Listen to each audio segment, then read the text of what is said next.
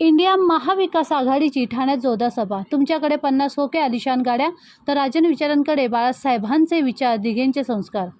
ठाण्यात प्रियंका चतुर्वेदीने सुनावला दिवा चित्रपटाचा दुसरा डायलॉग. ठाणे, मेरा बाप गद्दार है हा डायलॉग शिंदे गटाला चांगला झोंबल्यानंतर राज्यसभा खासदार प्रियंका चतुर्वेदी यांनी दिवा चित्रपटातील दुसऱ्या डायलॉगची आठवण ठाणेकरांना करून दिली. तुमच्याकडे 50 खोके आलिशान गाड्या, हेलिकॉप्टर आहेत, तर राजन विचारांकडे बाळासाहेबांचे विचार, दिघेंचे संस्कार असल्याचे चतुर्वेदी यांनी ह्या निवडणुकीत गद्दार गटाला धडा शिकवा असे आवाहन केले.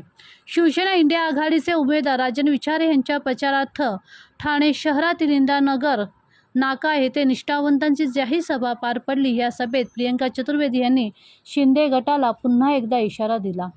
गद्दारी करून सत्ता काबीज करणाऱ्या शिंदे गटाची एकाधिकारशाही संपुष्टात आणलीच पाहिजे असे आवाहन यावेळी सर्वपक्षीय नेत्यांनी केले. शिवसेना उद्धव बाळासाहेब ठाकरे पक्षाचे उमेदवार राजन विचारेंचा तिसऱ्या टप्प्यातील प्रचारास सुरुवात झाली आहे. ठाणे, नवी मुंबई आणि मीरा भाईंदर येथे प्रचाराचे वादळ पाहायला मिळत असून नागरिकांचा मतदाराचा पूर्ण पाठिंबा मिळत आहे. सोमवारी संध्याकाळी इंदिरानगर येथील चौकात आयोजित करण्यात आलेल्या जाहीर सभेत महाविकास आघाडीच्या नेत्यांनी भाजपा हटाव, लोकशाही वाचवा असा नारा दिला.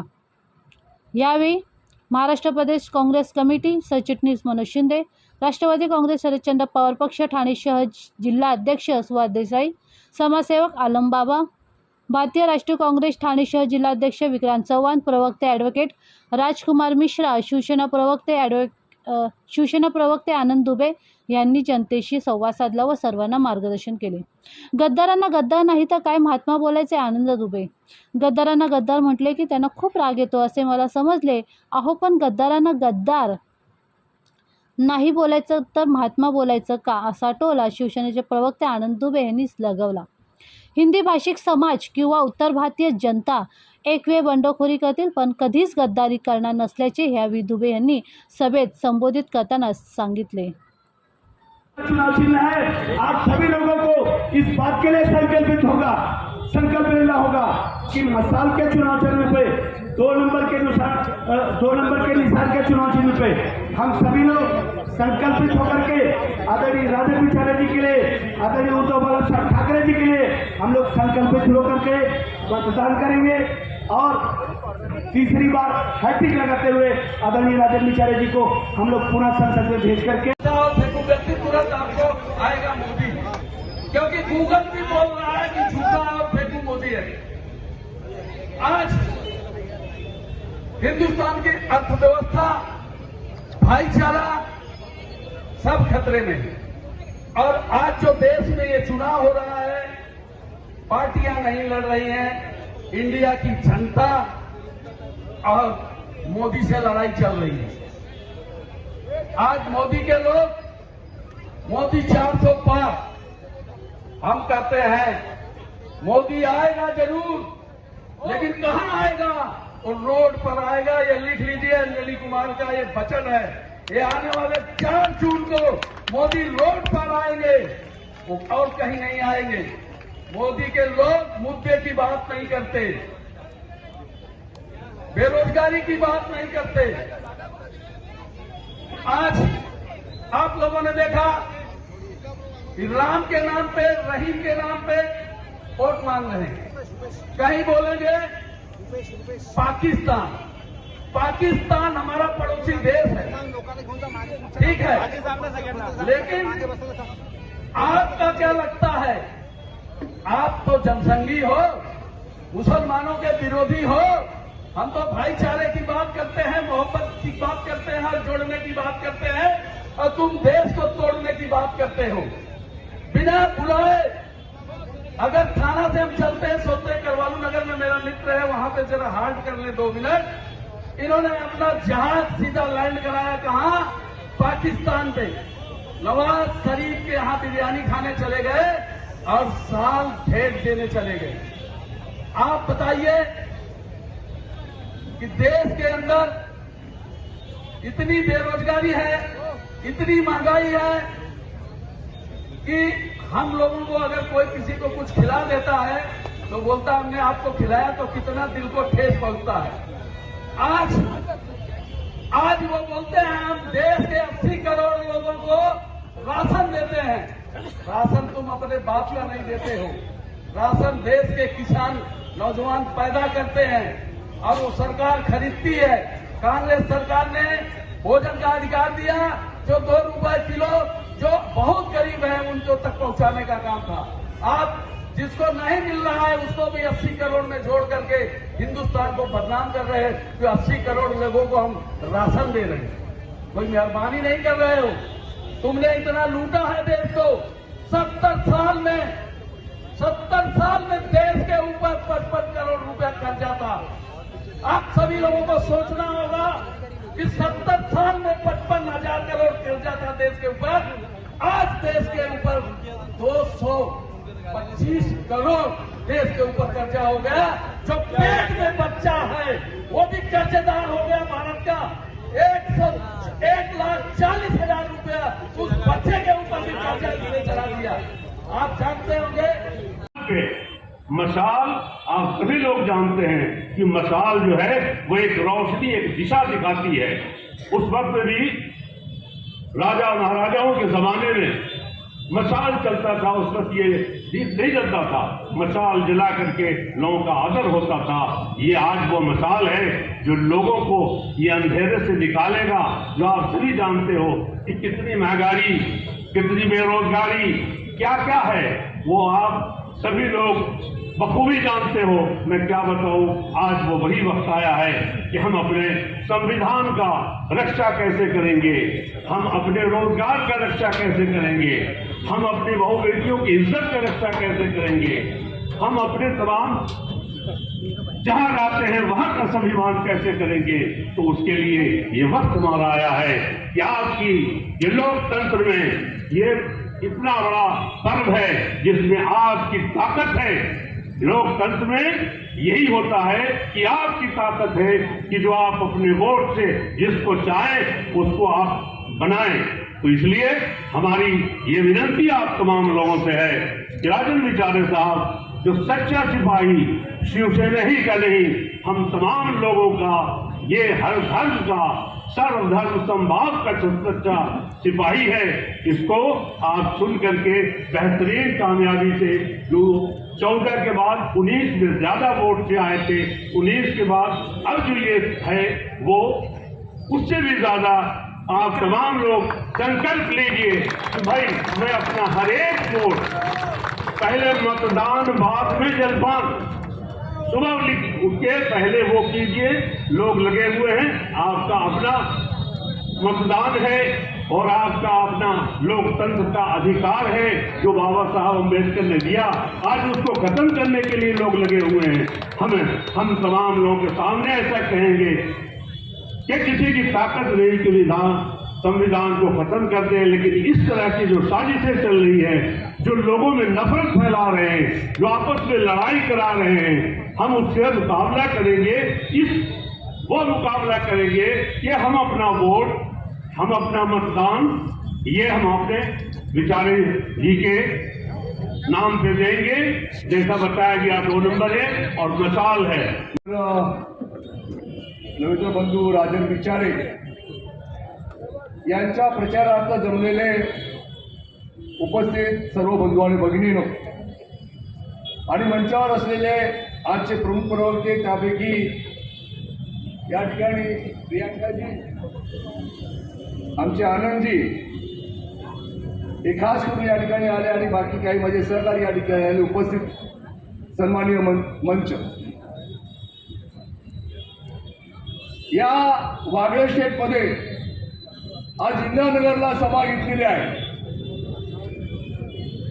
प्रियंका जी, मैं कहना चाहूंगा आपको, आनंद जी आपको बिल्कुल बताना चाहूंगा कि इस हमारे पूरे वागले स्टेट इलाके को सलाम करना चाहिए, इनके पेशेंस को मानना चाहिए।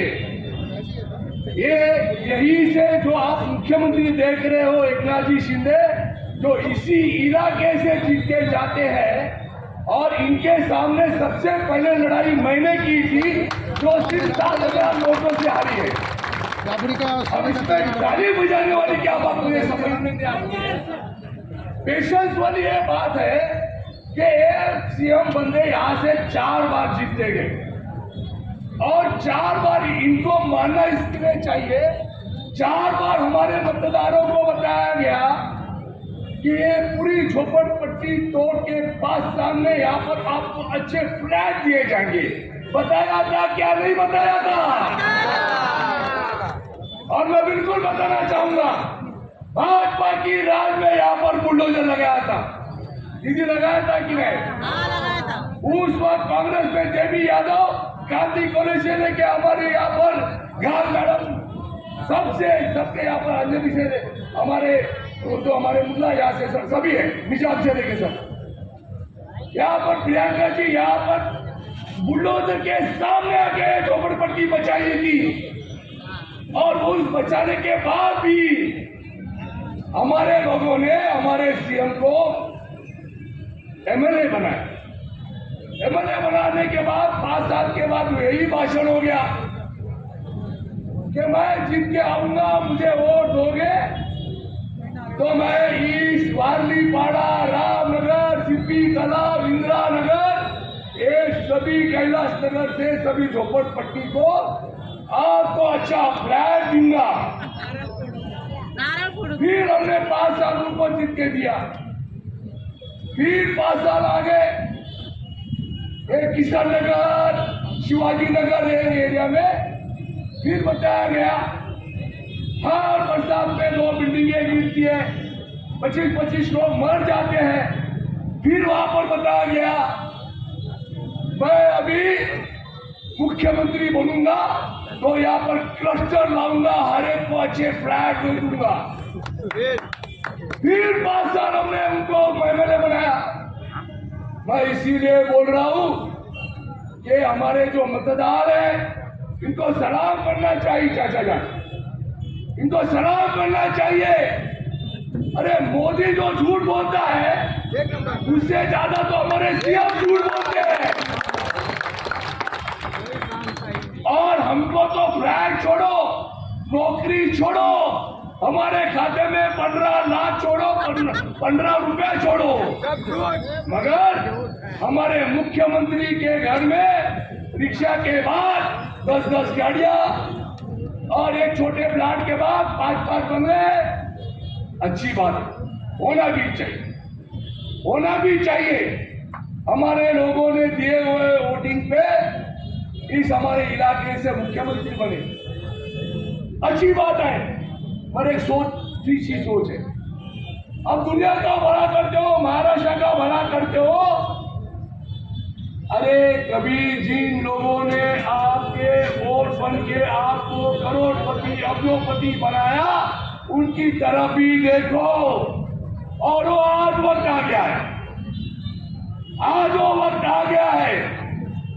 आपके सामने एक निष्ठ पक्षनिष्ठ स्वर्गीय आनंद दिघे साहब, आज उनके बारे में झूठा झूठा पिक्चर निकाल के बताया जाता है कि दिघे साहब का मैं सच्चा सेवक हूं।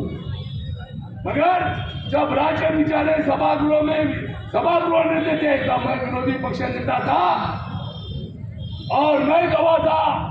आनंद जी मेरे सामने दिघे साहब ने इनको बोला था, मनोज को बुलाओ, मैं विरोधी पक्ष नेता था, बोला था अरे इनके बच्चे गए हुए, अगर ऐसा होगा तो इनको क्या किया जाएगा। राजन जी तुम्हारा जो सभागृह का पदभार है, जो तुम्हारा ऑफिस है, तुम्हारा बॉडीगार्ड है, वो सब अभी इसको दे दो। मेरे दोस्त राजन जी ने आनंद जी का शब्द गिनने से पहले ही जेब से चाबी निकाली, बॉडीगार्ड को बोल दिया कि भाई इनके साथ आज से तुमको रहना इनको अधिकार है। इसको बोलते ईमानदारी, इसको बोलते ईमानदारी। और वो ईमानदारी का आज फल हमको क्या मिल रहा है, क्या मिल रहा है। अगर गद्दारी अगर मनोज सिन्हा भी करता तो आज पंतप्रधान तक भी पहुंच जाता, अगर ईमानदारी से चलो। और इसीलिए आपके सामने ज्यादा वक्त नहीं है सोचने के लिए, बहुत जल्दी आपके सामने आपका अधिकार आया हुआ है। बाबा साहेब अम्बेडकर ने जी आपको अधिकार दिया हुआ है, जिसको आपको कंधे पे चढ़ाया आज वो आपको को भूल गया है तो उसको उतारने का भी अधिकार बाबा साहेब अम्बेडकर ने दिया है। 10 तारीख को आपके सामने ये ना वो मस्के जी हैं जिनको खसकने का काम आप लोग कराने वाले हैं, उनकी कानों पर जाना चाहिए। पता है क्यों? पता है क्यों? क्योंकि ये जो उम्मीदवार खड़े हैं राजन विचारे जी के खिलाफ, वो उम्मीदवार भारतीय विद्यार्थी सेना राज ठाकरे जी के अंतर्गत साथ में रहकर उन्होंने उत्तर भारतीयों को पीटने का काम किया होगा कल्याण में, तो वो उनके भागीदारी साथी थे। और वही मस्के कल उनको मंच पे रखकर उन्होंने आप सभी के लिए क्या क्या नहीं कहा होगा। क्या आपको कबूल है? क्या क्या आपको कबूल है? क्या ये दुर्भाग्यपूर्ण है। मैं कहती हूँ हाँ मैं अमराठी हूँ, पर आज मेरा हर एक कतरा कतरा, हर एक खून अगर बहेगा तो महाराष्ट्र के लिए बहेगा। हर काम मेरा होगा तो महाराष्ट्र के लिए होगा, और हर बोल मेरे होंगे तो महाराष्ट्र के लिए होंगे, महाराष्ट्र के भूमि पुत्रों के लिए होंगे। क्योंकि हम जानते हैं और मराठी होने के साथ साथ हमारे साथ एक बड़ी जिम्मेदारी है। और जो आनंद दुबे जी ने बहुत अच्छे से कहा, मेरे पिताजी माताजी आए थे उत्तर भारत से, मेरे माताजी पिताजी मथुरा से आए थे। वो इसलिए नहीं आए थे क्योंकि उनको आखिर यहाँ की सबकी संपत्ति खींचनी थी, वो इसलिए आए थे क्योंकि वो जानते थे महाराष्ट्र में उनको सही सम्मान मिलेगा, वो जानते थे महाराष्ट्र में उनको सही जो अपॉर्चुनिटीज है मिलेंगी। मेरे बाबा, हम लोग 4 बहन और 1 भाई हैं। सब कहते हैं अरे हम लोग गरीबी से उठकर आए। अरे हमारे परिवार भी गरीबी से उठकर मथुरा से मुंबई आकर उन्होंने जो सपने संजोए थे, मुंबई ने उसको पूरा किया, महाराष्ट्र ने उसको पूरा किया। मैं जानती हूँ यहाँ पे एक एक परिवार खूब पसीने की मेहनत कर कर महाराष्ट्र के लिए सांस लेता है, महाराष्ट्र के लिए जीता है, महाराष्ट्र के लिए मरने को तैयार होगा। मैं 2 चीज यहाँ पे कहूँगी। मैंने आपको नरेश मस्के जी का तो बता ही दिया है क्या वर्णन है। कुछ दिन पहले राजन जी शायद पता है कि नहीं, मैंने जो स्पीच दी थी जिसके बारे में आप सबने वर्णन किया है, मैंने कहा गद्दार गद्दारी होगा, माथे पे गद्दारी तो लिखेगी ना। अब मीर जाफर की औलादे कहती हैं, 9वीं 10वीं उनकी पीढ़ी है, वो कहते हैं एक ही हम कलंक अपने सर से नहीं मिटा पा रहे। 250 साल पुरानी ये बात बता रही हूँ, 250 साल से जो पीढ़ियाँ चली आ रही हैं, वो कहती हैं हम बताते नहीं हैं हम मीर जाफर के परिवार के हैं, क्योंकि वो गद्दारी का सिक्का हमारे सर पे है। उनको दीवार के एक डायलॉग से तकलीफ हुई, तो मैं दीवार का एक और डायलॉग सुनाकर जाऊंगी आज। और क्योंकि आज मैं थाने में हूँ, क्योंकि आज मैं एकनाथ शिंदे जी की कॉन्स्टिट्यूएंसी में हूँ, इसलिए मैं बोलूंगी। दीवार में एक और डायलॉग था, 2 भाई आपस में खड़े होते हैं, वो कहते हैं मेरे पास ये है, वो है, फलाना है, ढिमका है। तो यहाँ पर एकनाथ शिंदे कहते हैं मेरे पास 50 खोखे हैं, मेरे पास लेक्सस गाड़ी है, मेरे पास हेलीकॉप्टर है, एरोप्लेन है, तुम्हारे पास क्या है राजन जी? तो राजन जी कहते हैं मेरे पास बाला साहेब ठाकरे जी के विचार हैं, मेरे पास धर्मवीर आनंद जी की शिक्षा है, और सबसे महत्वपूर्ण मेरे पास जनता का अपार आशीर्वाद है। जाइए इस डायलॉग को भी जाकर रोइए, हर चैनल पे जाकर बोलिए, मैं बोलूंगी और मुझे बोलने से कोई नहीं रोकेगा, क्योंकि जो गद्दार है वो गद्दार है, और गद्दार को हराने की जिम्मेदारी आप सभी की है। मैं एक और चीज कहूंगी जो बहुत अच्छे से मनोज जी आपने कहा कि यहाँ पर पीएम से ज्यादा झूठ तो सीएम बोलते हैं, और वो भी जो सीएम है चुनकर नहीं आए सीएम है, वो तो गद्दारी से हुए बने हुए चीफ मिनिस्टर हैं। सुप्रीम कोर्ट ने भी यही कहा, उन्होंने भी यही हवाला दिया कि ये जो बैठे हुए हैं अपने पद पे वो गैर संवैधानिक पे है। तो इसलिए मैं आपको कहना चाहती हूँ जो संविधान को तोड़ मरोड़ कर सत्ता में बैठे हुए हैं, वो बाबा साहेब अम्बेडकर जी के विचारों के खिलाफ काम कर रहे हैं। वो बाबा साहेब अम्बेडकर जी, वो महामानव, वो भारत रत्न जो महाराष्ट्र की भूमि से जन्मे हैं, जिन्होंने देश के लिए एक प्रगतिशील संविधान दिया है। और ये लोग जो 400 पार का नारा बोलते हैं, क्यों बोलते हैं, आप सबको समझ में आ रहा होगा। पहले वो मराठा और ओबीसी में लड़ाई कराते हैं, फिर वो जातियों में लड़ाई कराएंगे, पहले धर्म की लड़ाई लड़ते हैं, फिर जातों की लड़ाई कराएंगे, फिर धीरे धीरे करके रिजर्वेशन हटाएंगे, और 2025 तक रिजर्वेशन हटा देंगे। ये उनकी भेंट होगी अपने आरएसएस को, जो 100 साल पूरे करने जा रहा है 2025 में। इसलिए बहुत महत्वपूर्ण है। कुछ दिन पहले नरेंद्र मोदी जी, मैंने कहीं सुना, इंटरव्यू दे रहे थे कि मैंने भ्रष्टाचार मिटाने का काम किया। अरे मुझे बताओ, उनसे ज्यादा भ्रष्टाचारी कौन है? जो पूरी पार्टियों के पैसे खा गए हों, इलेक्ट्रल बॉन्ड्स के माध्यम से अपने जेब भरे हों, और फिर कहती हूँ। और याद है आपको 2016 में 8 नवंबर को उन्होंने क्या आकर भाषण दिया था? मित्रों, ये जो नोटबंदी करने जा रहा हूँ उससे देश में भ्रष्टाचार खत्म करूंगा, काला धन खत्म होगा। फिर क्या किया? अभी कुछ दिन पहले भाषण देते देते बोलते हैं कि टेम्पो भर भर के काला पैसा अडानी और अंबानी का जा रहा है कांग्रेस पार्टी के दफ्तर। अरे भाई साहब, ईडीआईटी सब आपके हाथ में। ईडीआईटी क्या सिर्फ हमारे कार्यकर्ताओं के लिए लगाई है? ईडीआईटी सिर्फ हमारे नेताओं के लिए लगाई है? ईडीआईटी सीबीआई सिर्फ हमारे विपक्षी नेताओं के लिए लगाई है? लगाइए, ईडीआईटी को भेजिए। और मैं तो कहती हूँ सबसे पहले आपको तो जासूसी करने का आपका इतिहास है, जासूसी करते हैं तो पता लगाइए कौन से टेम्पो में क्या गया। और सबसे महत्वपूर्ण, टेम्पो में काला धन भर भर कर आ रहा है। वो काला धन तो हमने 2016 में खत्म कर दिया था। तो क्या हुआ काले धन का, नरेंद्र मोदी जी? ये वही है। मैं आपको एक और चीज बताऊं, आपने चाइनीज खिलौने देखे? वो जो रंग बिरंगे होते हैं, उसमें लाइट आती है और आवाज अच्छी अच्छी आती है, और हमारे बच्चे आकर्षित होते हैं, कहते मम्मी मम्मी पापा पापा मुझे खरीद कर दो।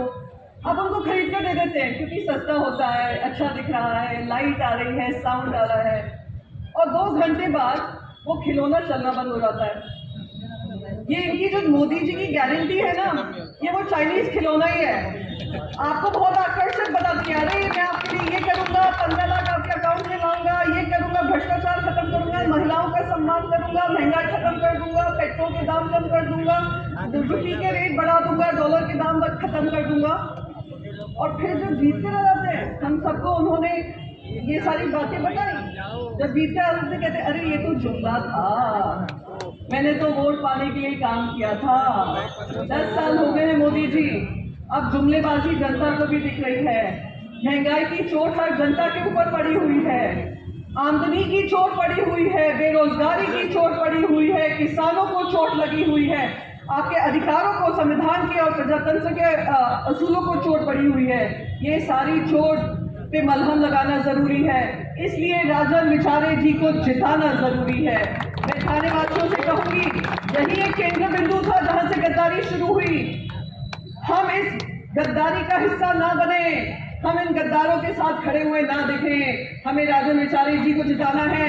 ये धर्म की लड़ाई है, ये सत्य की लड़ाई है, ये न्याय की लड़ाई है, और थानेवासी ही उनको सत्य, न्याय और धर्म का पाठ सिखाएंगे। 20 तारीख को मुझे आप सबसे उम्मीद है। आप सभी ने मुझे पेशेंटली सुना, समय हो चुका है, अभी राजन विचारे जी को भी बात करनी है, तो आप सबका बहुत बहुत धन्यवाद। जय महाराष्ट्र, जय हिंद। गेले 2 महिन्यापासून या ठिकाणी सर्व पक्षाचे नेते, सर्व पक्षाचे कार्यकर्ते दिवस रात्र या ठिकाणी प्रचार करत आहेत। सकाळी 8 वाजता प्रचार सुरू होतो आणि रात्री 10 वाजेपर्यंत हा प्रचार चालतो आणि सर्व उलातानातून ही सर्व मंडळी प्रचार करायला येत असतात। त्याच्या मागे भावना एकच आहे, ही शेवटची लढाई आहे आणि मला वाटतं ही सर्वांची लढाई आहे। फक्त राजन विचारेची नाही, उद्धव साहेबांची नाही, राहुल गांधींची नाही, केजरीवाल साहेबांची नाही, ही सर्वांची लढाई आहे आणि अभिनय तो कमी नाही। आणि म्हणून ही निवडणूक महत्त्वाची आहे। या महाराष्ट्रामध्ये भरपूर इतिहासकार होऊन गेले, पण या गद्दारीचा इतिहास कधीच विसरू शकणार नाही। ज्या ठाण्यातून पहिली गद्दारी झाली ते याच विभागातून झाली आणि त्याचं नेतृत्व आपले महाराष्ट्र राज्याचे मुख्यमंत्री करतायत। आज खऱ्या अर्थाने तुम्ही बघितलं असेल, या संबंध वाघा एस्टेट परिसरामध्ये मोठी इंडस्ट्री होती आणि या ठिकाणी सोन्याचा धूर निघाला। मोठमोठ्या कंपन्या या ठिकाणी होत्या, MIDC सारखी मोठी एक या ठिकाणी इंडस्ट्रियल बेल्ट होता। परंतु आज परिस्थिती अशी आहे, या संबंध या परिसरामध्ये या सर्व इंडस्ट्रीज हळूहळू बंद होत गेल्या. कारण आपल्या केंद्र सरकार असेल, राज्य सरकारच्या ज्या काही चाचकाठी होत्या आणि त्यामुळे आज संबंध उद्योगधंदे या ठिकाणी गेले. या देशामधले कित्येक उद्योगपती या देशातून सोडून गेले आणि आज तुम्ही बघितलं असेल सर्व उद्योगधंदे सुद्धा गुजरातला घेऊन गेले. आणि या परिस्थितीमध्ये आज बेरोजगारी वाढलेली आहे. आपले शेतकरी सुद्धा त्या ठिकाणी दिल्लीला आंदोलन करतायत. आज या ठिकाणी एक मोठी घटना झाली घाटकोपरला. या ठिकाणी होल्डिंग पडून जवळजवळ 8 लोक मृत्युमुखी पडली. तर त्यांना सुद्धा मी या ठिकाणी श्रद्धांजली वाहतो. आणि या महाराष्ट्रामध्ये ज्या पद्धतीने ही लोकशाही धोक्यात आणलेली आहे. भारतरत्न डॉक्टर बाबासाहेब आंबेडकरांनी हे संविधान दिलं, या देशाला दिशा दिली आणि त्या ठिकाणी हे संविधान नष्ट करायला ही सर्व मंडळी निघालेली आहे. म्हणून सर्वांनी एकत्रित यायचं आहे. जसं छत्रपती शिवाजी महाराजांनी हिंदवी स्वराज्याची स्थापना केली तेव्हा 18 पगड जाती, 12 बलुतेदार आणि सर्व जाती धर्माची लोकांना एकत्र करून ही स्वराज्याची मोड बांधली आणि ते हा महाराष्ट्राचा इतिहास आहे. आणि तो इतिहास आपण सर्वांना एकत्र करून या ठिकाणी ही लोकशाही धोक्यात आलेली आहे. ही लोकशाही धोक्यात आलेली आपल्याला वाचवायची आहे आणि म्हणून सर्वांनी या ठिकाणी ही निवडणूक महत्त्वाची आहे. आज तुम्ही बघितले असेल आपले उमेदवार या ठिकाणी दर भाषणामध्ये सांगतात की या ठिकाणी शिल्लक सेना. आता त्यांना मला वाटतं इकडे येऊन दाखवा. आम्ही जवळजवळ या गेल्या 2 महिन्यामध्ये 64 सभा प्रत्येक ठिकाणी आम्ही घेतल्या आणि त्या 64 सभेमध्ये जाहीर सभा असतील, त्याची कॉर्नर मिटिंग असतील, प्रत्येक विधानसभामध्ये 12 मिटिंग आपण घेतल्या. आणि या मिटिंगला असाच प्रतिसाद होता. कुठे भाड्याने आलेली माणसं नाहीत. मला वाटतं रॅलीमध्ये सुद्धा त्याला माणसं मिळत नाहीत आणि भाड्याने माणसं आणायला लागतात. आज बघा हे सर्व निष्ठावंत कार्यकर्ते बसलेले आहेत या ठिकाणी, सर्व पक्षाचे दिवस रात्र या ठिकाणी काम करतात. कुठली अपेक्षा नाही. दिवसभर त्या ठिकाणी उन्हातानातून मला वाटतं फॉर्म भरायला जवळजवळ 43 डिग्रीमध्ये या ठिकाणी सर्व पक्षाचे आपले कार्यकर्ते या ठिकाणी आले. लोकांचा उत्स्फूर्त असा प्रतिसाद आहे. मला वाटतं शेवटचा क्षण जवळ आलेला आहे. आपल्याला मेहनत करायची आहे. 20 तारखेला येणाऱ्या निवडणुकीमध्ये तुम्ही बघितलं असेल ठाणे लोकसभेचा खासदार या ठिकाणी झाल्यानंतर जी काही कामं केलेली आहेत, मग केंद्र सरकारच्या माध्यमातून असेल, राज्य सरकारच्या माध्यमातून असेल किंवा कॉर्पोरेशनच्या माध्यमातून असेल, शेवटी या शहराचे जे प्रश्न आहेत 35 वर्षापासून मंडळी आपण तुमच्या समोरच माहिती आहे की मी लोकप्रतिनिधी म्हणून काम करतोय. मी 4 वेळा नगरसेवक होतो. 20 वर्ष प्रत्येक वेगवेगळ्या विभागातून मी निवडून आलो. मी महापौर होतो. मी त्या ठिकाणी 2दा खासदार होतो. हे कोणामुळे मिळाले सांगा मला. मला जर एबी फॉर्म दिला नसता उद्धव साहेबांनी किंवा माझ्या पक्षाने तर मला मिळालं असतं का. आज तुम्ही बघितलं असेल यांना सर्व जे काय शिवसेनेमध्ये जे पद मिळालं, शाखा प्रमुख, सभागृह नेता, पालकमंत्री, आमदार, तुम्ही बघितलं असेल घरामध्ये खासदार पण आहेत. आणि एवढं करून सुद्धा तुम्ही आज पक्षाशी जी गद्दारी केलेली आहे, मला वाटतं ही जनता वाट बघते 20 तारखेची आणि ही गद्दारी गाडल्याशिवाय ही जनता राहणार नाही असा विश्वास या ठिकाणी मी व्यक्त करतो. आणि मी परत एकदा आपल्याला नम्र विनंती करतो की आपली आता मला वाटतं 4 ते 5 दिवस राहिलेले आहेत. जे 2 महिने सातत्याने तुम्ही माझ्या खांद्याला खांदा लावून या ठिकाणी दिवस रात्र काम करतायत, फक्त आता 4 दिवस राहिलेले आहेत आणि नक्कीच आपण सर्वांच्या बरोबरीने या महाराष्ट्राचा एक इतिहास घडूया आणि या महाराष्ट्राला वाचवूया असा विश्वास या ठिकाणी व्यक्त करतो. आणि परत मला विश्वास आहे की या ठाणे लोकसभेचा खासदार म्हणून मला 3ऱ्यांदा आपण निवडून द्या. आणि निशाणी आहे मशाल आणि मशाल ही नक्कीच क्रांती घडवणार आहे. फक्त आपण या ठिकाणी जास्तीत जास्त त्या ठिकाणी प्रयत्न करायचा आहे. मी आपल्याला सर्वांना धन्यवाद देतो. एवढ्या मोठ्या संख्येने या प्रत्येकाला त्यांना वाटतं की आमचे बालेकिल्ले, अरे तुमचे कसले बालेकिल्ले, हे बघा इकडे बालेकिल्ले इकडे बसलेले आहेत. हे ठरवतात कोणाला मोठ्या करायचं कोणाला खाली पाडायचं. ही जनता आहे आणि जनता जनार्दन ज्या दिवशी डोक्यामध्ये विचार करते त्या दिवशी नक्कीच त्याचा कार्यक्रम करते. आणि मला वाटतं त्या दिवशी काहीतरी मुख्यमंत्री साहेब बोलले की राजनचा हे संपलेलं आहे, मोसम संपलेला आहे आणि आता नरेशचा मोसम चालू झालेला आहे. आता मोसम ठरवणारे लोक आहेत ना, हे समोर बसलेले. ही ठाण्यातली जनता आहे आणि हा नक्कीच तुमचा मोसम हे ठरवतील असा विश्वास या ठिकाणी मी व्यक्त करून माझे 2 शब्द संपवतो. जय हिंद, जय महाराष्ट्र आणि वंदे मातरम. क्या कहेंगे आप? मैं कहूँगी कि ये सब जो रोज इतना बिलबिला रहे हैं, चीख रहे हैं, चिल्ला रहे हैं मेरे दीवार के डायलॉग से, मैं एक और दीवार का डायलॉग उन्हीं की असेंबली कॉन्स्टिट्यूंसी में सुनाकर गई हूँ. उम्मीद है कि जैसे गोविंदा जी ने गाना गाया था ना, तुझे मिर्ची लगी तो मैं क्या करूँ, ये लोग सब गाएंगे उनके साथ मिलकर. मैडम, आपको बार बार आपका टारगेट किया जाता है, तभी भी आप थाने में आ रही, क्या कहेंगे? मैं यही कहूँगी, सच्चाई दिल में हो तो किसी का डर नहीं. धन्यवाद मैम.